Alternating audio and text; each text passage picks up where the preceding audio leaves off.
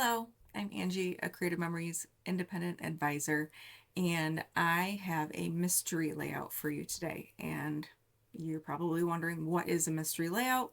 And for one, it's an idea that I had in my head for a while now, and I figured what better time than the present than to try it.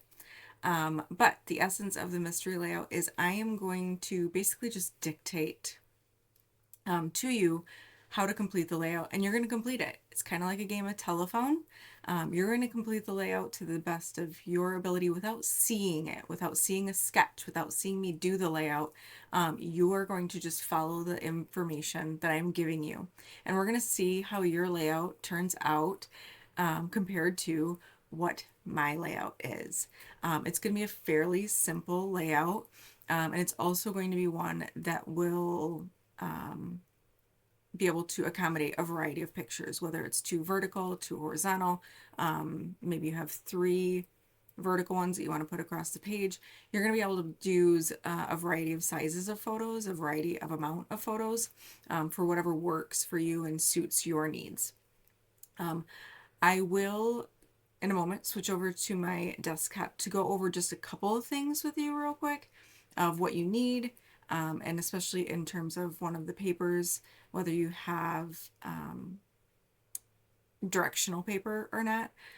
So I'll switch over to my desktop, and then you will be switched back to this view. You will be watching me as I put together the layout.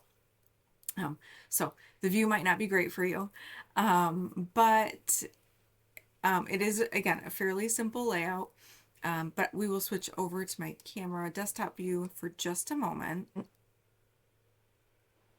Okay, so what you're going to need for this layout are just a few things. You're going to need a base page, either a cardstock or a, for the most part, tonal piece of paper. And then you're going to need a two-sided sheet of paper. You're going to want the sides to be contrasting because we are going to use both sides. And in addition, you're going to want that base page to be contrasting to both of them. You want to be able to see them all fairly easily. Now, I have a directional side to my paper. And you can have a directional side, you just can't have both sides be directional because you're going to flip one of them. So if both sides are directional, they're going to end up upside down.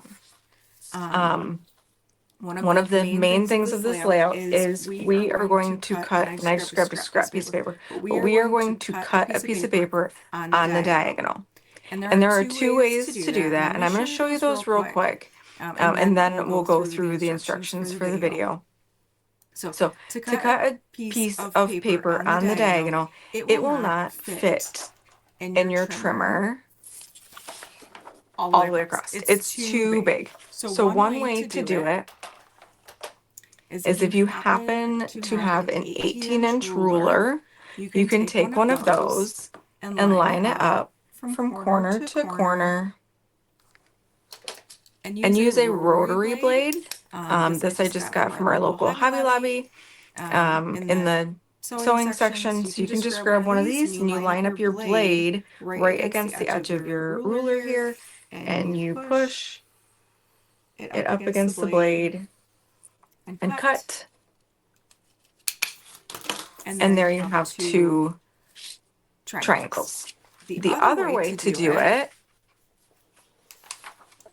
is to take your piece of paper and fold it from corner to corner. Now you don't have to do a hard fold and crease the whole paper. You just want to flatten the edge that's right across from the peak that you did. And then you can grab your 12-inch trimmer and load that into your trimmer. And this flat edge, you're going to butt up against the lip down here. And then you're going to line up your peaks with your cut line on the trimming, on the cutting mat. And then you cut. Then you have your paper that will go right there. Then you have your two triangles. Now again, if this is directional paper, say it was directional paper and I have trees or I have hearts that are going up, and if I have my back side that has, maybe it has arrows, maybe it has hearts. If this side is directional as well, what we're going to be doing on this layout is once we cut our paper, we are going to flip one over. So if you have both sides of your paper being directional, it's not going to work unless you don't mind your trees or your gnomes or your whatever being sideways. Stick with some tonal paper or one side being directional. Okay, so that's kind of that's all the instructions that you will get of my desktop. Otherwise, I'm gonna flip you back to me. Clear these tools away. I'm gonna flip you back to me. Hello, welcome back. And I'm going to start working on our layout. So first we're going to take our two-sided sheet of paper and we are going to trim the sides. We're going to trim it to an 11 1/4 by 11 1/4 square.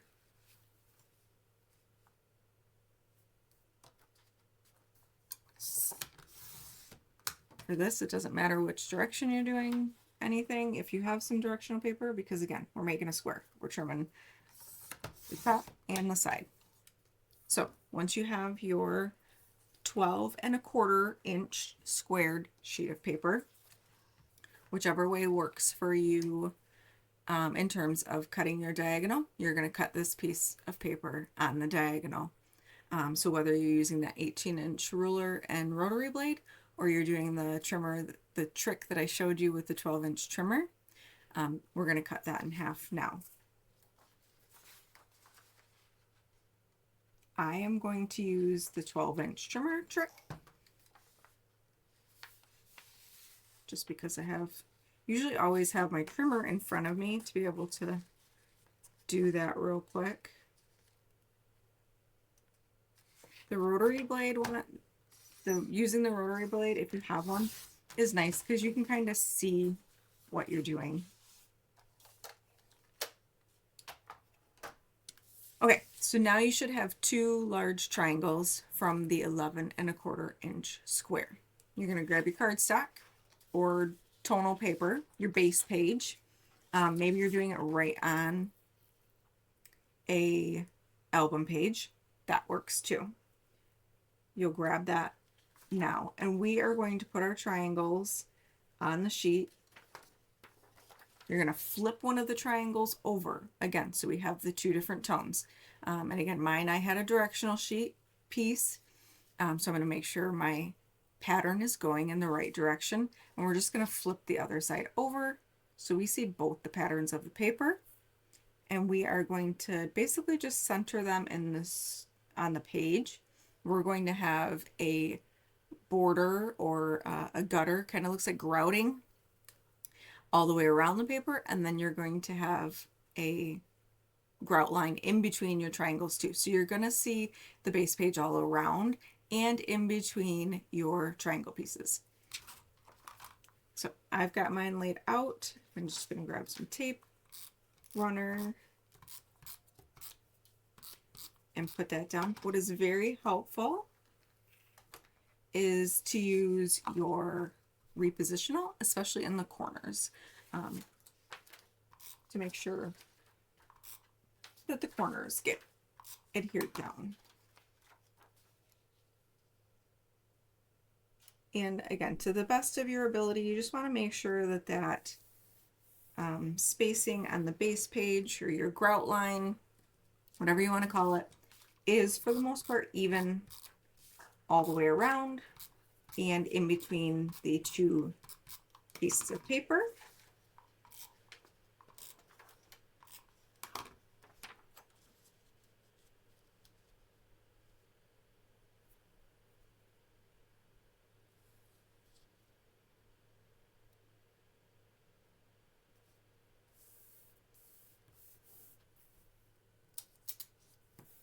Okay, so once you have those pieces done,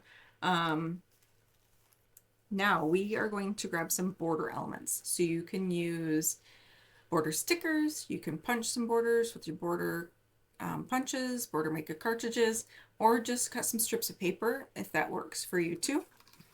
Whatever border elements you have. We're going to have two, one at the top and one at the bottom.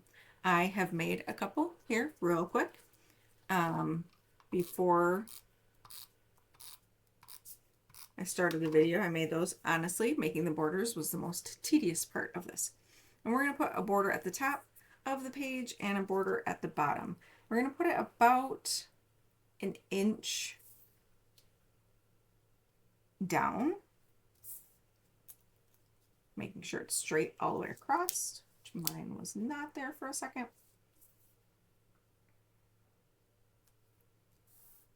And we will do the same thing on the bottom. We'll take your border element and put it across the bottom, again, about an inch up. And depending on your pictures, on how much space you need in the center of your page, depending on your pictures, you might want to scoot it a little bit up or a little bit down, or both. I just did it about an inch so that you're kind of seeing some of the paper from the top and the bottom. Then we are going to grab your pictures. If you're going to mat them, now would be a good time to mat them.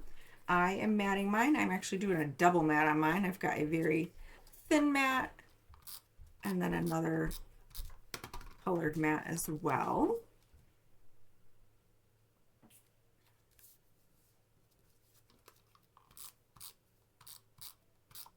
So far we have trimmed our paper to a 11 1/4 inch square. Then we cut that paper on the diagonal. Adhered it to our base page with some grout lines evenly dispersed on the page. We added a border at both the top and the bottom of the page at about an inch away from each the top and the bottom. For me, for my page, I have two vertical photos, and my total mat for the photos is, what do I do? I have, my mats are 4 3/8 by 6 3/8, and I have two of them. And I'm just going to kind of stagger them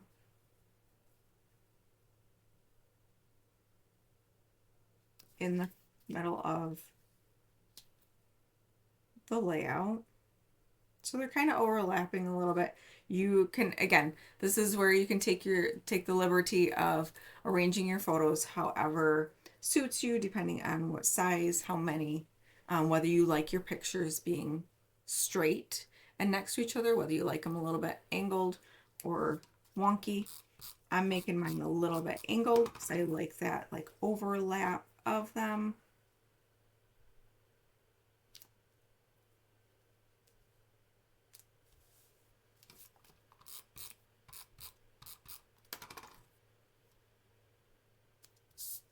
And then it's time for embellishing, doing any journaling that you want. I have a little journal box that I'm going to trim down and just put a little banner there. And I do have some embellishments. But for the most part, that is it. That's our layout. It's fairly simple. If you are a part of my private group, I'm going to have a little competition in my private group for a week. If you finish this layout, post a picture of it. It doesn't have to be exactly the same as the original, as what I've done here. Can be a little bit different. We just want to show that you took the time to try it. So post a picture of your layout, and then after a week is done, I will post my finished product. I want to give it a little bit of a time to kind of do the guesswork and do the mystery of the challenge. If this is within that week time, join my Angie Scrapbooks private group. If you're in my group and you're joining the challenge, make sure you post your layout in the comments so we can see your layout. And again, I will post mine in a week as well as do a drawing for a winner. All right.